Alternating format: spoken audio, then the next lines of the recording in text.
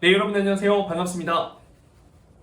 예비승무원들의 멘토, 취업준비생들의 멘토 테리쌤입니다. 오늘 현직자 찐터뷰 영상을 또 촬영하게 되었습니다. 1탄과 2탄에 이어서 또 세 번째 남승무원 스튜어드 현직으로 근무하고 계신 분과의 인터뷰고요. 이분 또한 아주 오래전 스튜디오 테리 초창기 때 저와 함께 수업에 참여해 주셨었고 또 지금은 어느덧 한 5, 6년 차 정도의 긴 경력을 갖고 있는 어떻게 보면 이제 베테랑 경력으로 가고 있는 승무원이 되고 있는 분인데 또 지금은 너무나도 가까운 지인 관계로 또 그 인연을 이어오고 있기 때문에 여러분들에게 좀 더 솔직하고 진솔하고 재미있는 이야기를 해볼 수 있지 않을까 생각해서 한번 모셔보았습니다. 간단한 자기소개 한번 부탁드리겠습니다. 네, 안녕하세요. 저는 국내 LCC 항공사에서 6년 차로 근무하고 있는 현직 스튜어드 승무원입니다. 어쨌든 굉장히 재밌는 이야기들이 기대가 되는데 자, 좋습니다. 바로 한번 시작해 보겠습니다. 남승무원 왜 필요할까요? 제가 생각했었을 때는 스튜어드가 되기 전에는 단순히 안전과 같은 그런 이슈로만 생각을 했었는데 막상 제가 쭉 근무를 하면서 느낀 점은 남승무원 한 명이 있는 비행은 일단 동료들 간의 분위기가 굉장히 밝은 것도 있고 그리고 승객분들께서도 처음에 비행기를 탑승하셨을 때 남승무원이 한 명 있음으로 인해서 전반적으로 그런 비행은 특히나 이슈가 굉장히 적고 무난한 비행으로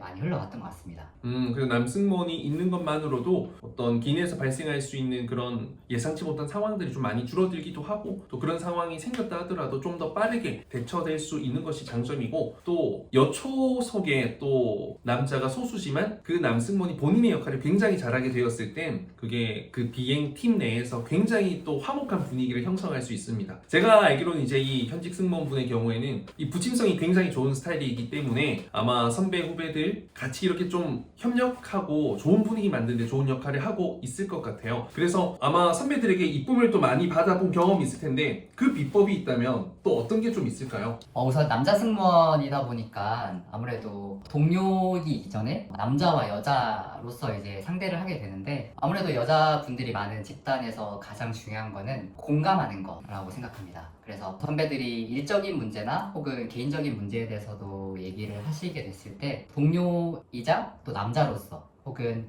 인생의 어떤 또래로서 어떻게 같이 공감하는 태도가 되게 이쁨을 많이 받는 비결 중에 하나라고 생각합니다. 이제 합격한 지가 꽤 오래되긴 했는데요. 본인이 이제 합격했을 당시의 나이랑 어떤 면접 준비 과정, 합격까지 좀 어떤 그런 과정을 거치셨는지 궁금합니다. 저는 27살 대학교 이제 졸업 시즌에 합격을 하게 됐고요. 그때 저는 승무원에 대한 기초 지식이나 정보가 전혀 없는 상황에서 이제 테리 선생님을 알게 되었고 그리고 테리 선생님한테 승무원의 전반적인 어떤 직업적인 장점과 단점 그것들을 듣고 저한테 적용이 잘 되는지를 고민을 많이 했고요. 그래서 수업을 결정하게 되었고 그래서 어떤 면접에 대한 스킬이나 그런 것보다는 제가 이 직업과 진짜 잘 맞는지에 대해서 선생님과 얘기를 많이 나누게 되었습니다. 그래서 그거를 확실히 알고 난 뒤부터는 막힘이 없이 쭉 흘러갔던 것 같아요. 총 합격까지 얼마 정도 시간 걸렸죠? 네, 저는 당시에 어학 점수도 없었고 승무원에 대한 지식과 어떤 준비가 전혀 안 돼 있는 상태에서 선생님께서 우선적으로 서류에 있어서는 남들에게 뒤지지 않는 결과들을 만들어 와라고 먼저 말씀을 하셔서 토익 성적을 만드는데 한 3개월 정도 굉장히 집중을 했고 그 성적을 만든 이후부터는 이제 선생님이 가지신 저를 판단한 분석한 것들을 위주로 면접 준비도 한 2개월 정도 하고 있던 찰나에 공채가 뜨게 되었고 그렇게 첫 지원에 바로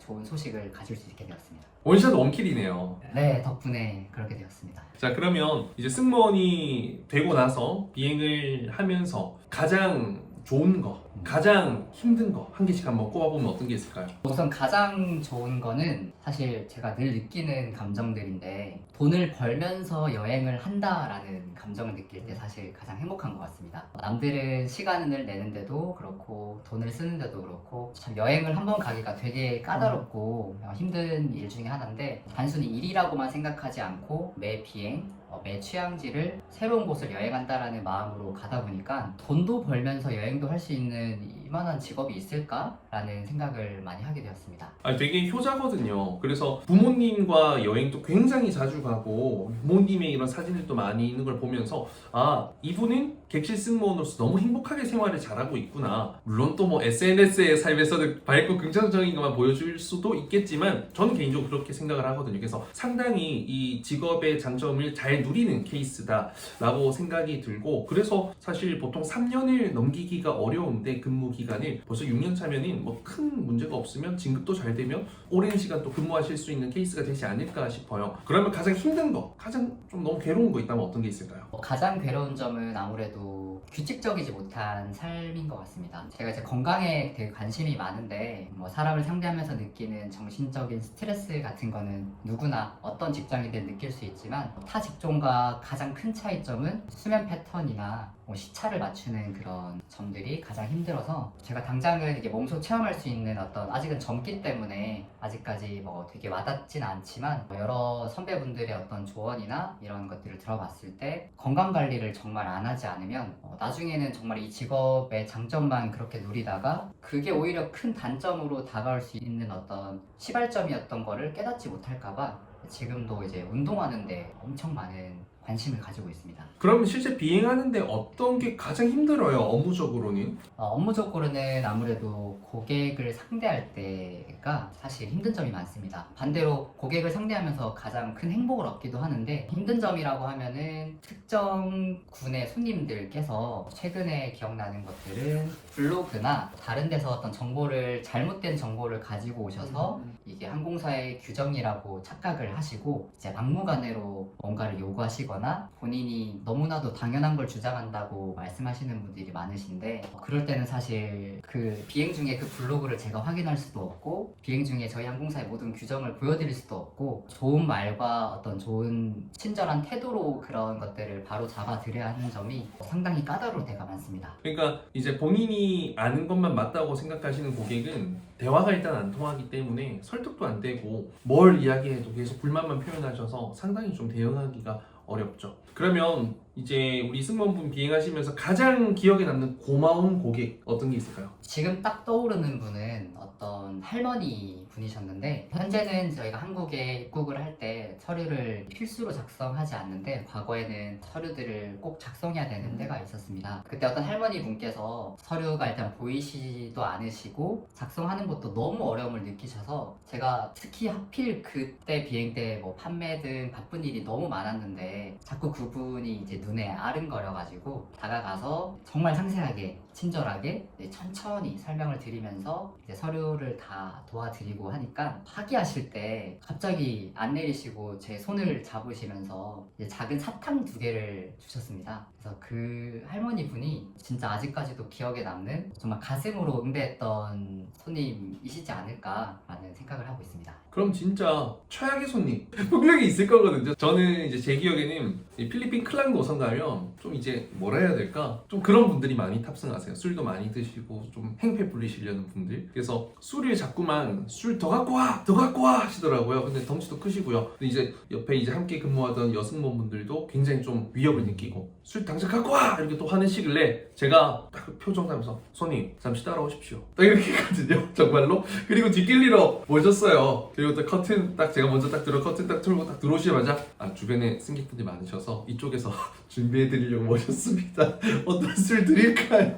하면서 여승무원분들에게는 굉장히 뒤 따라오십시오 이렇게 했는데, 뒤에서는 이제 굉장히 유연하게 대처했던 경험이 있어요. 굉장히 무서웠었는데 기억에 남는 최악의 손님 어떤 분이 계세요? 저는 이렇게 되게 다이나믹하고 구체적인 상황은 기억이 나지 않는데, 저는 사실 그 가장 제가 까다롭게 생각하는 손님이 20대 젊은 여자분들 손님이거든요. 그분들이 모두 다 그렇지는 절대 않지만 제가 기억나는 몇 분들을 기억해보자면, 본인들이 친구들과 공유했던 어떤 정보나 아까 말씀드렸던 뭐 블로그에서 어떤 글이나 SNS에 떠도는 뭐 그런 항공사 꿀팁 이런 정보들을 가득 알고 오셔서 이제 비행기를 탑승하시면 하나부터 10까지 그 정보들을 다 적용을 하고 싶어 하시는 거예요.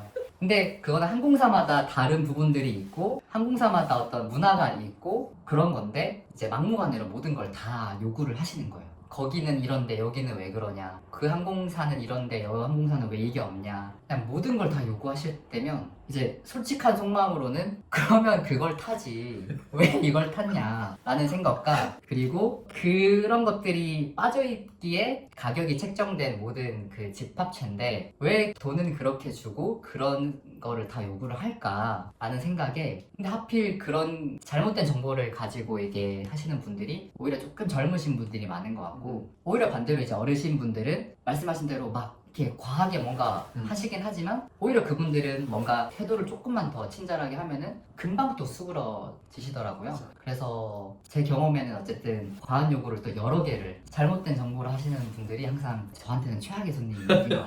아, 너무 공감되고요. 그 뭐 뽕을 그냥 진짜 있는 힘껏 다 뽑으려는 손님들이 있어요. 그러니까 뭐 항공기의 어떤 티켓 가격이라는 것은 이제 그 목적지까지 모셔드리는 비용이 대부분인데, 이제 그걸 서비스 비용으로 생각을 하셔서 마치 정말 뭐 5성급 정말 뭐 어디 뭐 VIP 라운지에서 지금 시간을 보내시는 듯한 생각을 하시고 요구하시는 분들이 많은데, 물론 뭐 스마트 컨슈머 좋습니다. 근데 그게 본인이 이제 또 진상이 될 수 있다는 것을 알고 계실 수 있으면 좋겠습니다. 자, 그러면 동료들에 대한 기억들도 참 많을 거예요. 다 필요 없고 솔직하게 최악의 동료 케이스 어떤 케이스입니까? 선배, 후배 다 상관없습니다. 최악의 동료는 기본적으로는 겸손하지 않은 동료인 것 같습니다. 이게 사실 선배든 후배든 겸손하지 않다는 게 너무 눈에 보이면 같이 일하기 싫은 어떤 최악의 동료이기도 한데, 한 사례를 꼽자면 이제 본인이 과거에 다른 항공사든 다른 어떤 이력을 가지고 있는 어떤 그런 자부심과 말씀하신 그 승무원으로서의 과거 이력에 대한 뽕이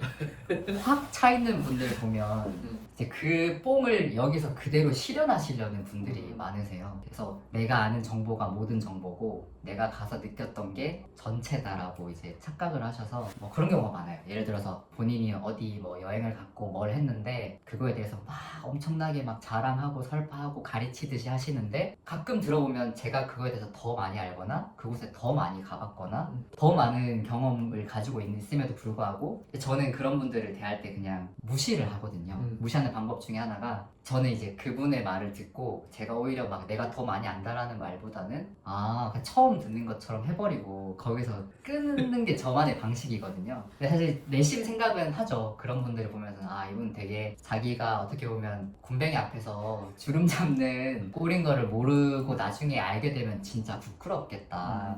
뭐 이런 케이스가 되게 다양하게 많습니다. 그러니까 그럴 거면 이제 그 항공사에 계속 계셨어야 되는데 굳이 또 이 항공사에 와가지고 그런 거는 좀 잘못된 부분이 있다. 그리고 뭐 사실 승무원이 다 거기서 거기죠. 솔직히 말해야죠. 어디 항공사 승무원이라고 뭐 일을 더 많이 하고 더 잘하고 못하고 이런 거 없거든요. 그래서 승무원은 모두 동등한 승무원이다라는 것을 또 생각을 해볼 수 있다면 좋을 것 같습니다. 그럼 정말 최고의 동료, 정말 내 가슴을 따뜻하게 만들어준 고마운 동료 어떤 케이스가 있을까요? 아무래도 회사다 보니까 서로가 인간적으로 가까워지는데 되게 한계가 있다고 생각을 하거든요. 그렇죠. 근데 가끔 인간적으로 되게 가까워지고 싶은 분들이 가끔 계세요. 그런 분들을 보면 방금 최악의 동료와의 반대로 엄청 겸손하시고 자기 얘기를 되게 절제하면서 하시고, 또 상대가 불편하지 않게끔 서로가 되게 눈치라고 하기보다는 배려인 것 같아요. 배려를 되게 많이 해주시고, 그런 분들이 사실 가장 좋은데, 이제 제가 일하는 곳에서의 사무장이신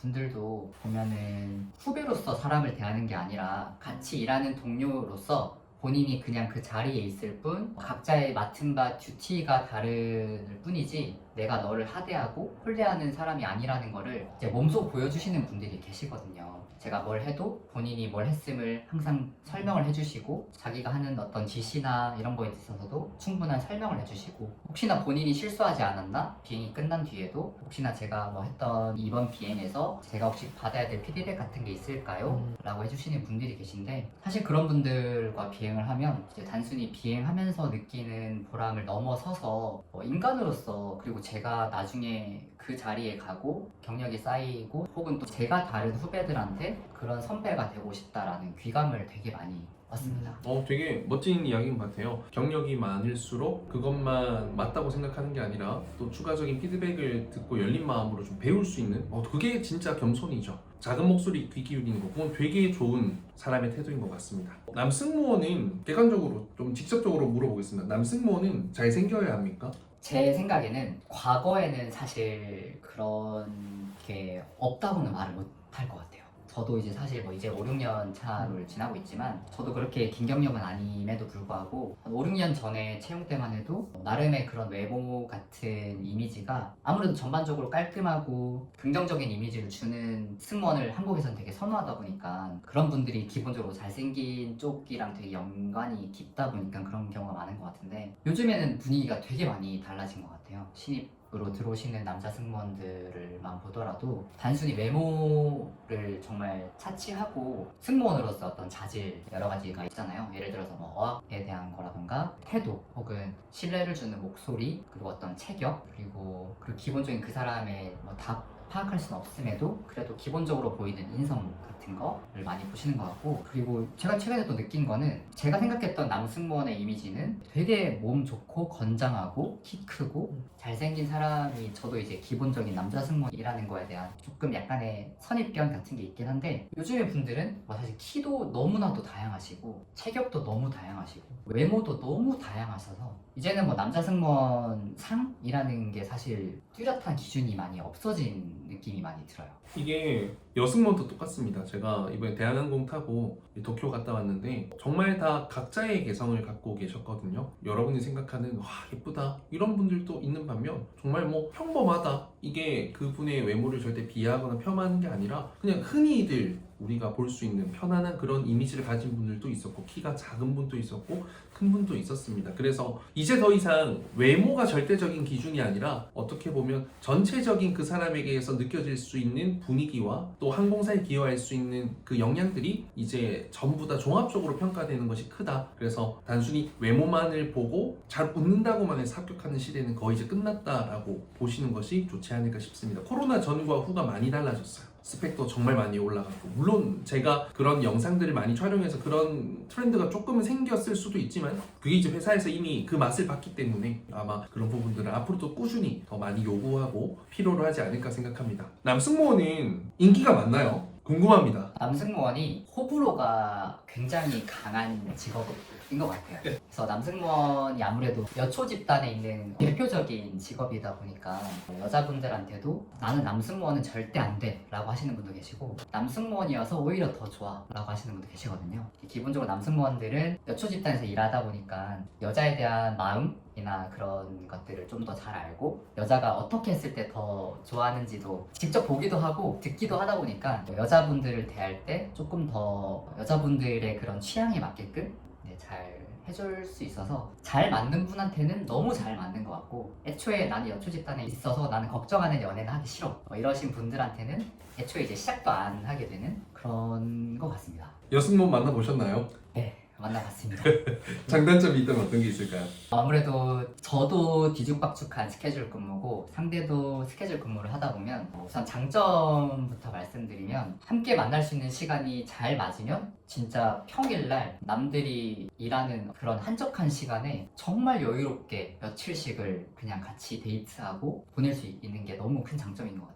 그리고 남자 승무원 직업이 어떻게 보면 조금 특수할 수 있는 직업인데 일에 대한 전반적인 이해라던가 제가 겪었던 어떤 일들에 대한 공감도 잘 해줄 수 있고 그런 게 너무 큰 장점이었던 것 같고 단점은 또 장점에 완전 반대되는 것처럼 시간이 스케줄이 안 맞을 경우에는 정말 1, 2주씩 못 보기도 하고 그러다 보면 이제 조금 멀어지는 분들도 계시는 것 같고 오히려 그 부분을 더 애틋함으로 이렇게 승화시키는 분들도 계시는 것 같은데 사실 직업의 문제라기보다는 마음의 문제가 좀 더 우선이 되지 않을까 생각합니다. 그러니까 남승무원은 눈에 굉장히 이제 띄는 회사 안에서 그런 존재이기 때문에 같은 회사 안에서 이제 승무원 만나는 것도 굉장히 좀 조심스럽고 비밀 연애가 엄청 많아요. 저도 이제 선배님들 보면 맨날 다른 항공사 승무원 만나는 것처럼 말씀하셨는데 결국에 까놓고 보면 같은 항공사 승무원이랑 결혼을 깜짝 놀라는 거지 진짜로. 그런 경우가 되게 많아서 남승무원들의 또 웃지 못할 고충 중에 하나가 또 그런 게 있습니다, 여러분들. 그러면 이제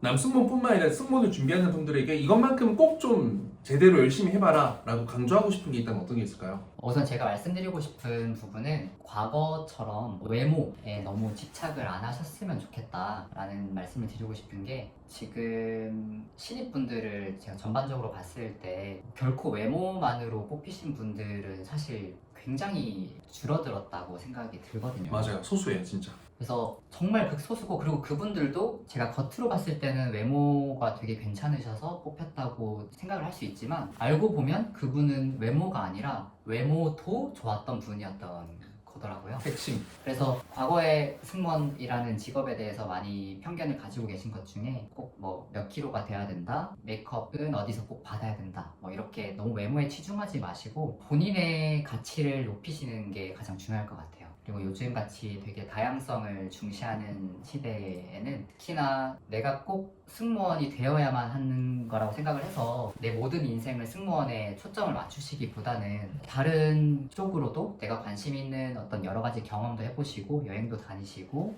책도 많이 읽으시고, 그렇게 나의 선택의 폭을 많이 넓히시고, 그 중에 선호하는 몇 가지 중에 승무원이라는 어떤 직업을 넣으셔서 본인의 삶을 조금 더 풍요롭게 하시는 게 좋지 않을까 생각합니다. 마지막 질문으로요. 정말 비행하면서 정말 행복했던 순간, 나 승무원 되길 너무 잘했어. 언제입니까? 조금 상투적으로 들릴 수 있는데, 지금 이렇게 카메라 앞에서 제가 누군가한테 인터뷰하는 순간이 되게 신기한 것 같아요. 사실 승무원이 되기 전에는 제가 저 유니폼을 입을 수 있을까? 내가 과연 비행기를 타서 저분처럼 할 수 있을까? 내가 해외를 이렇게 밥 먹듯이 갈 수 있을까? 이런 기대감이 굉장히 컸다면, 과거를 요즘에 되게 많이 돌아보거든요. 그래서 과거 제가 승무원이 되려고 마음 먹었던 그때 시기를 다시 되돌아봤을 때, 내가 누군가한테 어떤 롤모델이 될 수도 있겠구나 라는 생각을 하면 되게 하루하루를 잘 살아왔구나 라는 생각도 들고, 물론 뭐 비행하면서 좋은 취향지 가서 맛있는 거 먹고 뭐 여행 다니면 행복한데, 그것보다 조금 더 본질적으로 진짜 행복이 뭘까 했을 때, 저는 남한테 어떤 영향력을 끼치는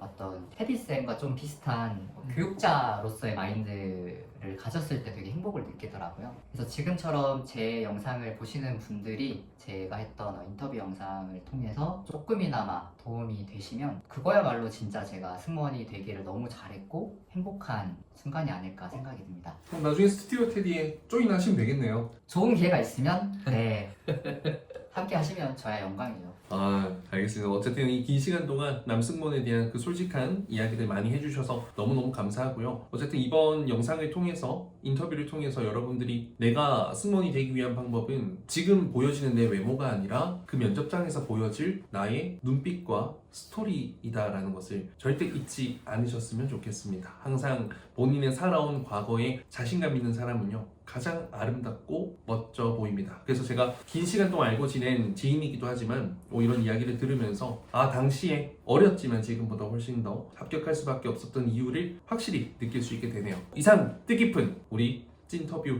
여기서 마치도록 하고요. 또 다음번에는 또 새로운 게스트 분과 함께 영상 촬영해서 좋은 정보 이야기 전하도록 하겠습니다. 이상 테디쌤이었습니다. 감사합니다.